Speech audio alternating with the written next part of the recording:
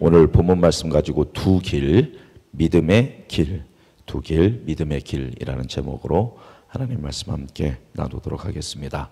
어제는 우리 시편 36편 앞쪽을 보면서 두 길, 악인의 길에 대해서 보았습니다. 악인의 특징은 하나님이 없다라고 여기면서 하나님을 무시하고 하나님에 대해서 무관심하였을 때 그가 자기를 속이고 사기와 속임 가운데 자기의 의의를 위해서 자기의 이익을 위해서 살아가고 많은 사람들에게도 어려움을 끼치는, 그러면서 잠을 자면서도 악을 꾀하는 죄의 중독의 상태 가운데 놓이는 죄인의 길에 대해서 보았습니다. 오늘은 그 반대로, 그렇다면 하나님을 믿는 사람의 길은 어떠한 길인지를 보여주고 있습니다.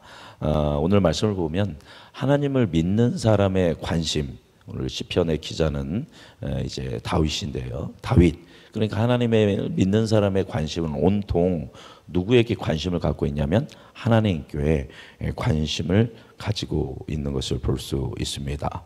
악인은 침상에 누워서 죄악을 어떻게 하면 죄를 지을까라는 어떤 그런 생각을 한다면, 하나님의 사람은 침상에 누워서 누구에게 대해서, 하나님에 대해서 묵상을 한다라는 것을 보여주고 있는데요. 먼저 하나님이 어떤 분인지를 이제 이 시편 기자는, 믿음의 사람은 잘 알고 있습니다. 우리 시편 36편 5절 같이 읽어보겠습니다. 읽어볼까요? 여호와여, 주의 인자하심이 하늘에 있고 주의 진실하심이 공중에 사무쳤으며, 그가 고백하기를 하나님의 인자하심, 그 하나님의 희생적이고 헌신적이고 우리를 향한 그 큰 사랑은 어디에 있대요? 하늘에 있다. 하늘보다 높은 것이 하나님의 인자심이다. 또 주의 진실하심은 어디에 가득 차 있다? 공중에 가득 차 있다라고 시적으로 표현하고 있습니다. 또한 6절 같이 읽어보겠습니다. 주의 의는 하나님의 산들과 같고 주의 심판은 큰 바다와 같으니이다. 여호와여, 주는 사람과 짐승을 구하여 주시나이다. 아멘. 또 하나님의 성품은 어떠냐면 하나님의 정의는 무엇과 같다? 저 장엄하고 위엄 있고 그 넓은 하나님의 산맥, 하나님의 산들과 같고, 또 주님의 심판, 주님의 판단은 마치 무엇 같다? 큰 바다와 같다. 여기서 큰 바다라고 했는데 원어로 보면 깊은 바다라는 것입니다. 그래서 하나님의 공의, 하나님의 판단은 저 높은 저 장엄한 산과 같고 저 깊은 바다와 같다. 그래서 그 하나님은 결국은 하나님의 사람들만이 아니라 심지어 무엇까지도, 짐승까지도 보호하시고 구원하시는 분이 하나님이다라고 고백하고 있습니다. 그래서 정리해보면 하나님의 인자하심, 하늘 같은 인자하심, 하나님의 진실하심, 성실하심, 하늘에 가득한 하나님의 성실하심, 또한 하나님의 의는 하늘과 같고 하나님의 판단은, 하나님의 판결은 깊은 바다와 같다라고 이렇게 시적으로, 은유적으로 하나님의 성품에 대해서 고백하고 있습니다. 이렇게 하나님의 성품을 시적으로 아름답게 이렇게 표현할 수 있는 것은 이 시편 기자가 늘 하나님을 뭐했기 때문이다? 묵상하였기 때문이다. 누구에 대한 지식이 많은 겁니까? 하나님에 대한 지식이 많은 것입니다. 그럴 수 있었던 것, 여호와를 경외하는 것이 모든 지식의 근본이라고 했는데, 이 시편 기자는 하나님을 경외함으로, 하나님을 묵상함으로 하나님이 어떤 분인지 하나님에 대한 가장 그 고상한 지식, 고상한 지혜가 넘치는 사람인 것을 볼 수 있습니다. 이것이 바로 믿음의 길을 걷는 사람들의 모습인 줄 믿습니다. 우리도 이와 같이 늘 주님을 경외하고 주님을 묵상함으로 하나님이 어떤 분인지를 계속적으로 발견해 나아가는 그런 깊은 은총이 있기를 주님의 이름으로 축복합니다. 그렇게 믿음의 눈으로 악인과 달리, 악인은 하나님에 대해서 무관심했지만 믿음의 사람은 하나님께 관심을 갖고 보니까 하나님이 이런 분이구나라는 것을 알게 되고, 나아가서 하나님이 그 성품을 가지고 우리에게 어떤 일을 행하시는지도 알게 됩니다. 우리 7절 같이 읽어보겠습니다. 하나님이 7절 읽어보겠습니다. 하나님이여 주의 인자하심이 어찌 그리 보배로우신지요 사람들이 주의 날개 그늘 아래 피하나이다. 아멘.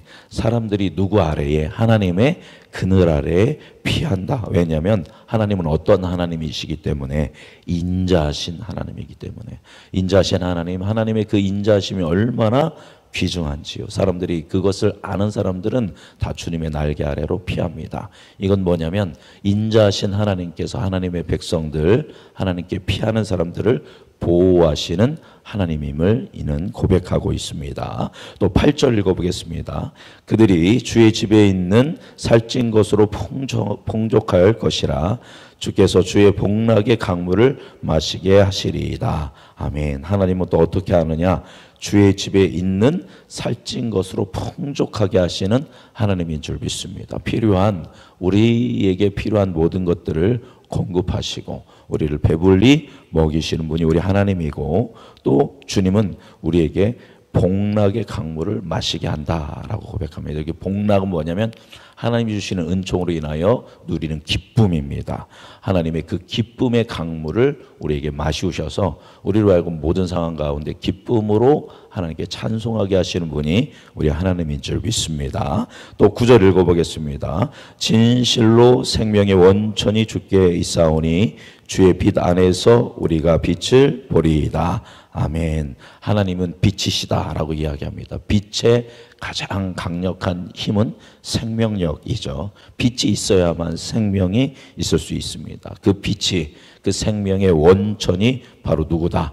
하나님이다라고 하는 것입니다. 그래서 하나님은 우리에게 빛을 비추심으로 우리에게 영원한 생명을 제공하시는 생명의 원천 되시는 분이 우리 하나님인 줄 믿습니다. 그래서 시편 기자는 하나님을 묵상하니까 하나님의 성품을 알고 하나님은 우리를 보호하시는 분이구나. 하나님은 우리에게 필요한 모든 것들을 풍성하게 공급하시는 분이구나. 하나님은 우리에게 기쁨을 주시는 분이구나. 하나님은 우리에게 영원한 생명이 되시는 빛과 같은 분이구나 라고 이렇게 고백하고 있습니다. 실제로 다윗이 그 인생 가운데 경험했던 그 은총을 이렇게 고백하고 있습니다. 그러면서 마지막으로 10절, 11절, 12절에서 기도를 하고 있습니다. 10절 그의 기도를 같이 읽어보겠습니다. 주를 아는 자들에게 주의 인자하심을 계속 베푸시며 마음이 정직한 자에게 주의 공의를 베푸소서. 아멘. 우리에게 이 은혜가 있기를 주님의 이름으로 축복합니다. 하나님의 사람들에게 놀라운 그 하나님의 사랑을 하나님이 계속 베풀어 주실 줄 믿습니다. 나아가 정직한 마음을 품는 우리의 억울함을 하나님이 주님의 공의로 풀어주실 줄 믿습니다. 반대로 1절, 2절, 3절, 4절에 나왔던 악인들을 위한 기도는 어떤 기도냐? 11절 읽어보겠습니다. 교만한 자의 발이 내게 이르지 못하게 하시며 악인들의 손이 나를 쫓아내지 못하게 하소서. 악을 행하는 자들이 거기서 넘어졌으니 엎드러지고 다시 일어날 수 없으리이다. 아멘. 하나님을 무시하고 그리고 하나님에게 대적하는, 그래서 돌이킬 마음이 없는 그런 악인들이 믿음의 사람들을 넘어뜨리고 공격하고 그 어둠의 배후의 권세들이 그렇게 공격할 때 그것들이 우리에게 이르지 못하게 하시고 그들을 넘어뜨리고 엎드러지고 다시 일어날 수 없게 하여 달라라고 하면서 탄원의 기도, 보호를 위한 기도를 드리고 있습니다. 다윗의 평생에 이와 같이 시편 36편처럼 하나님, 악인의 길은 이렇고 의인의 길은 이런데 나는 이 믿음의 길을 선택합니다. 하나님, 믿음의 길을 걷는 나와 믿음의 길을 걷는 우리 이스라엘 백성들을 저 악인들로부터 구원하여 주옵소서. 그렇게 하나님의 성품, 하나님이 행하시는 일들에 기반하여 다윗이 찬양하고 기도하는 인생을 살아갔을 때 모든 위기의 상황 가운데 하나님께서 다윗과 이스라엘을 구원하셨고 하나님의 왕으로 하나님의 나라로 굳건하게 세워주셨는 줄 믿습니다. 우리도 동일하게 이 하나님의 성품을 묵상하고 이 하나님의 행하신 일들을 기억하면서 악인이 아니라 믿음의 길로 의의 길을 늘 선택하면서 동일한 은혜를 누리는 그 귀한 은총이 여러분에게 있기를 주님의 이름으로 축복합니다.